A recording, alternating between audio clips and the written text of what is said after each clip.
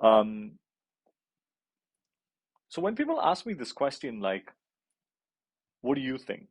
How are you dealing with this? Aren't you scared or panicking? And I basically told them something that I did about 3 years ago and then recently revised it. Thought about, um,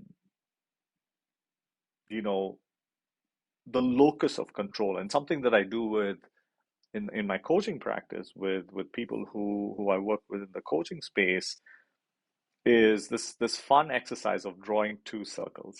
So you draw a really big circle and then you draw a smaller circle inside that big circle.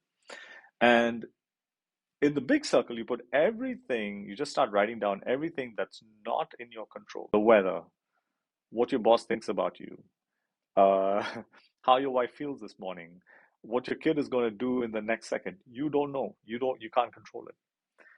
And then in the smaller circle, things, what do you control? What's in your control?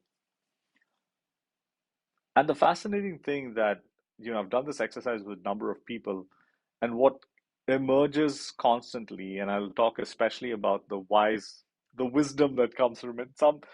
There are some people who kind of feel they can control many things, but as we go deeper into the coaching, they realize, hang on a second, I actually don't have that much control as as I thought I did. But most people, like uh, what should I say, insights that come out is that actually the only thing we can control, and I'm going to caveat that, but the only thing we can control is our response to a given situation. How do we deal with the facts? And now that the facts are changing, that earlier AI was not there, today AI is there.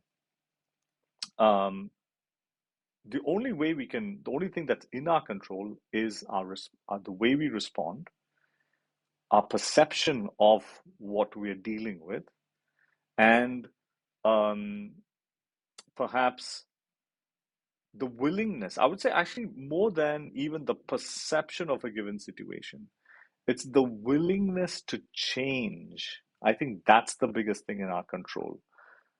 The willingness to change, the flexible, oh yeah, situation has changed, now I need to adjust. That is the thing in our control.